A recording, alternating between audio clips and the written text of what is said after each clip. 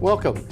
I'm Eric Holdeman, and this is Disaster Zone, a show about emergencies and disasters that can happen at anywhere and at any time. Forest fires, mudslides, or earthquakes. All disasters are multifaceted events. Understanding the complexity of disasters and what worked and what didn't is the life's work of Professor Hans Scholl, University of Washington. He joins us today to talk about disaster analysis and learned lessons that can save lives. And so welcome, Dr. Scholl, and I'm going to call you Hans the rest of the program. Wonderful. Thank you for having me. You have a particular area of expertise in research as it relates to disasters. So what is that in general? And you know, our audience is generally citizens, so they're not emergency managers either. Sure. But, Sure. Well, my background, I'm at the Information School at the University of Washington. And my area of expertise and research is information management. And that is a rather new slice of disaster-related research. Colleagues in sociology, geology, and other fields have done that for that long, as I mentioned it. But information management, we look at into this year for the last 6, 7, 8 years. Yeah, so that's not very long. And let me explain what information management means. It is basically the combination, and that is also the agenda of the Information School, of information as a content and a process, but also the technology side of it, and then last not least, the people and organizational side. And if you look at disaster, that brings us right into two areas. One is the most central, I believe, in disaster response, which is situational awareness and the common operating picture. I love you. It's something I talk about all the time. And the other is the managerial challenges that you experience in a chaotic situation. Yes, it's a complex deal. Nothing simple when it No. comes to a disaster, and especially all this information management. Exactly. Type of thing. So, you know, what's the process you use to determine disaster readiness, and how accurate do you think your conclusions are based on your research? I mean, because that's one of the things we can come up with here's our assessment, but. Yeah, what we try basically is with our research is to understand what's going on. We're looking for meaning. We are recommending measures, what to do in order to improve the readiness of first responders to, for example, have situational awareness sooner and have a common operating picture sooner. And everything that helps in that regard would be an improvement. That is what we are looking for. So it is not to assess the overall readiness of the whole state or FEMA Region 10 or whatever, but this particular slice, how can we help first responders wherever they are to know sooner what they're up against and how they can coordinate their responses. Now, do you include emergency managers? Absolutely. You'll see in the first responder side? Oh yeah, I mean, we're talking... A lot of times they just say police, fire. No, it's basically, we are in our research, and that brings me to what do? We interview people at length. I mean, from the director of the State Emergency Management Division to those people, but basically in OSO, who were the first on the ground. And OSO was in 2014 the catastrophic, tragic, I should say, rather, a hill collapsing, the mudslide of proportions that we had never seen in recent years. Oh, yeah. And 43 people lost their lives. So that was one of the largest disasters of that kind that we have ever seen here. Okay. And I first became aware of your work after the OSO mudslide. I had gone to several after-action meetings, and the OSO event was pretty complex because you had multiple centers trying to deal with the same event, even more so than you would expect, because the slide bifurcated the road and you had operation centers. And what I found when I read your report, I said, this guy figured it out. Because we hadn't figured, everybody I was sending, they were feeling different parts of the elephant or the camel, and then we actually rotated people, so they were feeling different parts of the animal at a different point in time. Absolutely. So what were your findings about the Well, OSO? the interesting thing is when I told before that we were interested in situational awareness and the common operating picture. Now, when you ask people, when was your situational awareness established? Some people from the States said, oh, on the first day. The others said a few days later. The FEMA report said on day 5. Yeah. And the interesting thing is everybody understands something different. What is such situational awareness. And what is good is there's a colleague of mine, Mika Ansley. She served as the chief scientist for the Air Force for many, many years.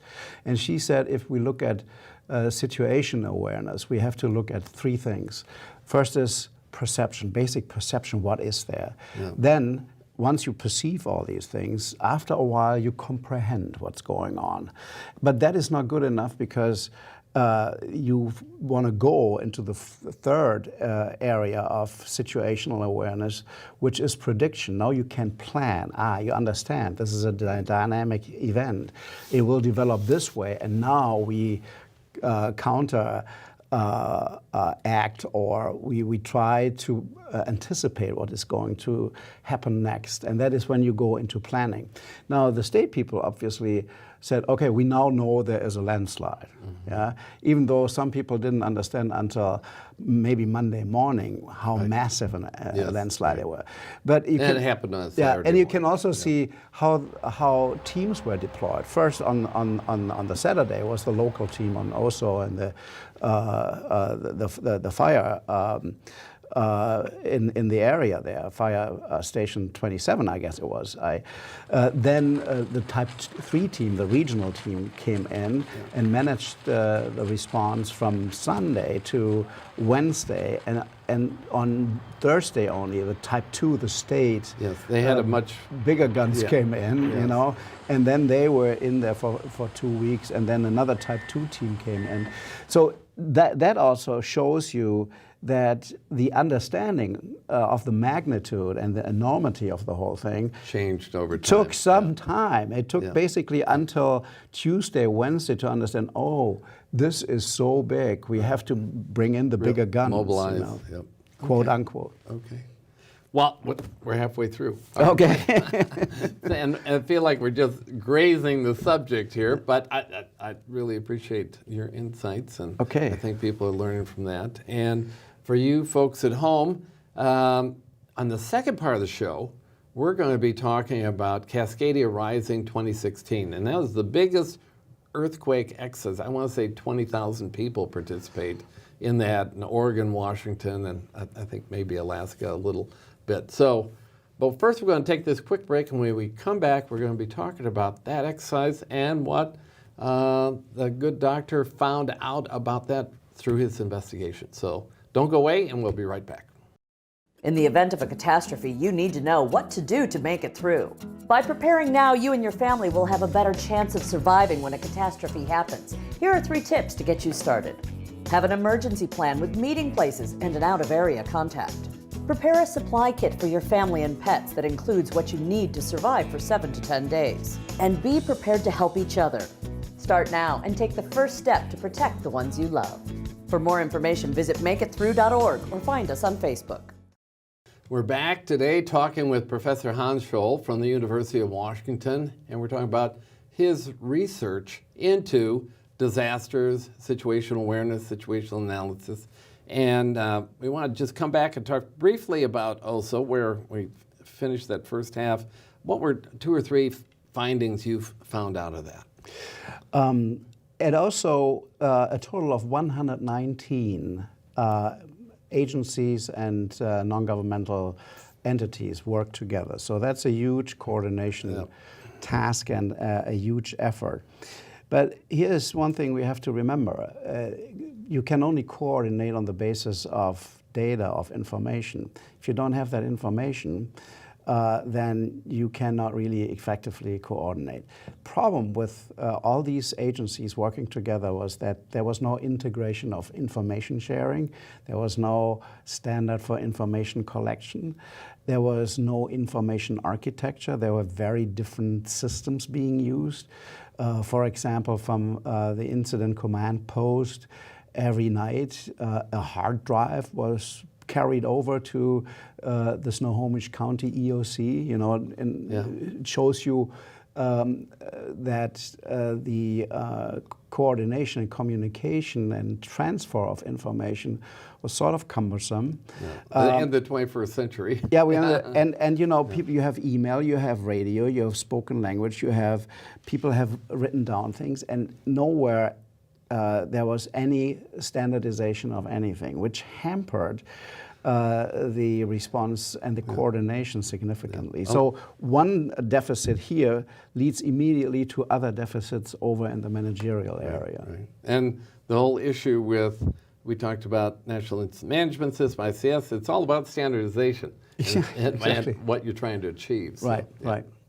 Well, let's move on and talk about Cascadia Rising. And it's important because it shows how bad can be for a big earthquake from that standpoint. But then also, it's going to be repeated in 2022. There's going to be another Cascadia Rising exercise. And it sounds like it's a long way away, but one of the things that we talked about at the break is what I've found again and again, we call them lessons learned, but generally there's lessons observed. They aren't learned. You've done several academic papers based on your research in Cascadia Rising 2016. How did you go about conducting that research? Because I said there's like 20,000 people. Military played very heavily. Yes. And they actually didn't do a tabletop exercise, but they did what they called mission rehearsal. So they put boots on the ground and they moved stuff around. And that was insightful for them. They were actually very well prepared in helping. Now, what we found in OSO, in order of magnitude, you know, I mean, we're not talking about now 119 agencies, which is complex enough to do. Now we are talking about 23,000 participants against every EOC along the West Coast. I mean, Oregon, Washington, Idaho. At least everything west, including the I-5 corridor, was activated and played. So quite a different level of complexity here.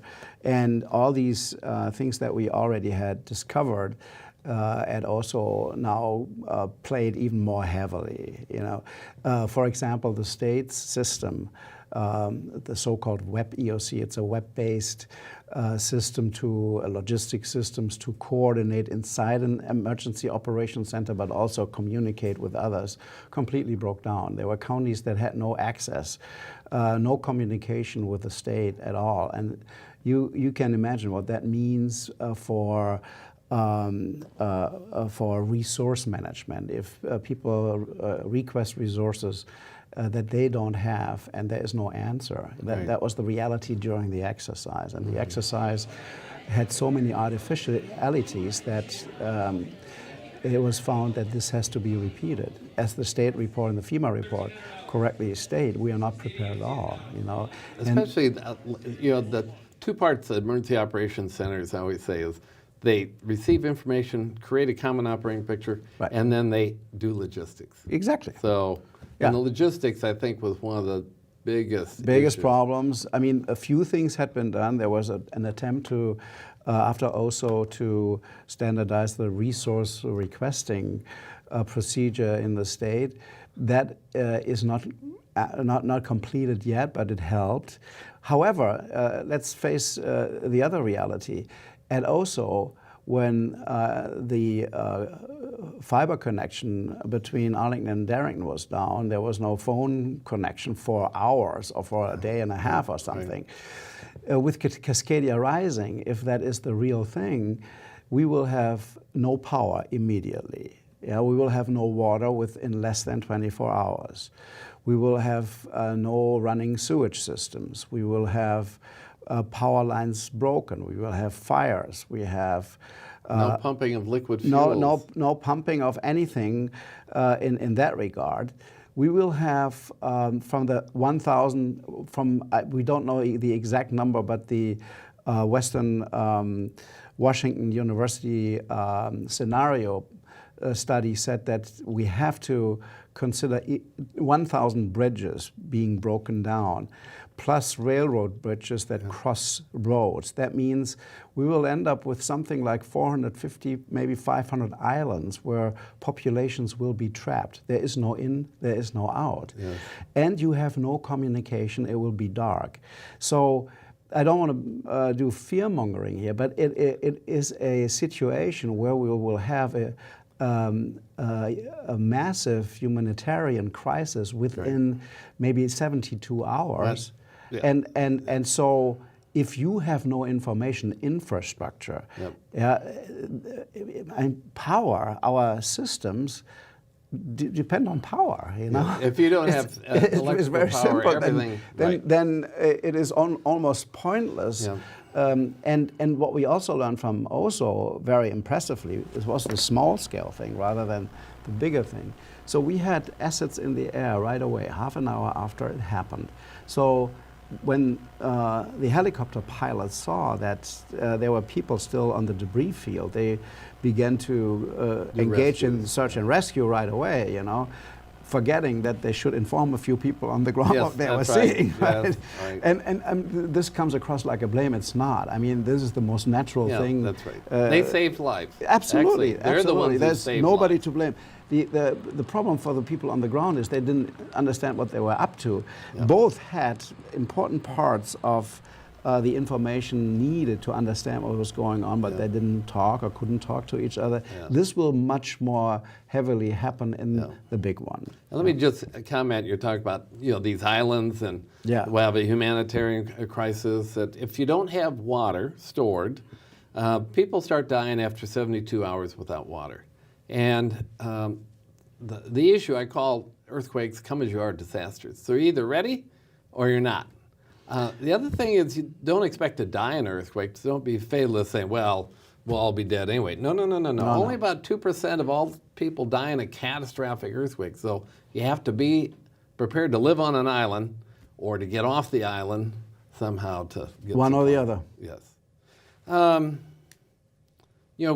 I know you wrote about this a little bit. We live in a digital age. Do you think now we don't know how to operate without? It looks like.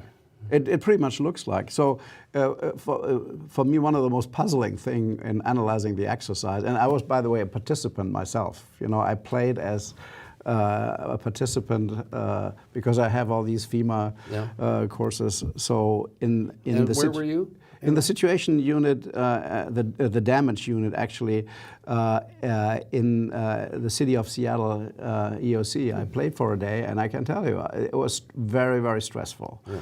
And I saw it firsthand what is happening and how you are unable to really integrate and consolidate information and have it on time and produce a situation report. So it is really, really challenging. Well, I commend you for doing that because it gives you a taste. It gives not me just investigating. You're saying, well, this is hard. I believe if you do research, you should not only know what you're talking about, looking from Cloud 27, 33,000 feet elevation, but be on the ground and understand what it's all about. Walk a mile in their shoes. So what's the solution if you can't use digital? You need to have a backup plan. Yeah, let me get to the digital age. So if the power is down and some exercise players actually ignored that the power was down. So they didn't play for 2 hours and they're doing nothing. And then said, okay, the power is back, now we operate like we did before. That will not be so. So we are basically back, as one respondent said, to the year 1820. That means we have flashlights, candlelights, we have messages on foot, and we have paper and tea cards and that stuff. Here's the point. Everything slows down, so the whole response slows down. You are separated. You don't know what the other party is doing. It's a fiction to believe that there is some central point where you have a common operating picture that is anywhere close to what it is, or it should be, at least in the first maybe week, maybe 2 weeks. So now you can bring power back, generator power. You can have mobile cell phones. So you bring back facets of the infrastructure. You have ham radio where you can transfer very slowly some data. But it's and they also need power, you know. So so you are not just on paper, but ever so slowly, technology comes back into play. You have to have a plan for how you scale that. Scaling down from, you know, here you are cut off, now you're on paper, but now it's coming back ever so slightly. You have to plan for that and exercise that. The most important thing is to exercise that. Yeah, people are no longer used to do handwritten notes, and we have to have standardization for that as well. Yeah? And what I envision, and that is one of my recommendations, is to, you know, east from the Cascades, we have all the power most probably, and we will have air assets that we can bring in out. So we could basically take all the manual things, take pictures, you know, take it over where we have data centers, key it in, and so we can bring in even laptops with information the next day, so they can work in some limitations on that. Actually, establish the workarounds. Actually, it's done a lot for Y2K. Way back when they said, okay, if the primary fails, what is our background? For 911 centers, they used to do a hand card, and so they practiced doing the hand card, passing it from the call taker. And we have to do that again. Yeah, we have to do that again massively.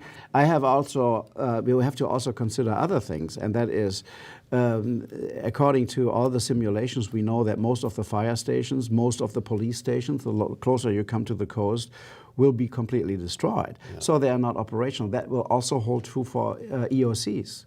Yeah, so how do you bring those responders, those people who work in the EOC, plus those from the agencies, they go to do the coordination work in the EOC, how do you bring them there? You know, and what do you do if the EOC itself, of course, for example, the city of Seattle will go to the University of Washington if that EOC is still... That's the backup. Is the backup. But that can also be down. You know, you have to... And you have to get across the big bridge to get there. That's the... Yeah, we have the tunnel now from the link, but still... I always wonder why we are not beginning to think a little bit outside the box. And that may be a wild idea, but I wrote it down in the paper and got some comments on that. So if you go across the Sound, in Bremerton, we have some decommissioned carriers. This would be the ideal thing if retrofitted. We could have several EOCs there and fly people in there for doing their work for a shift, and then fly them back. And we have all the infrastructure there. I'm just saying that to look into potential solutions to this problem. I would say think outside the box. Yeah, outside the box. You know, it's an example. Okay. Well, listen. We violated an Eric Holdeman rule. We've already gone over. Oh, my God.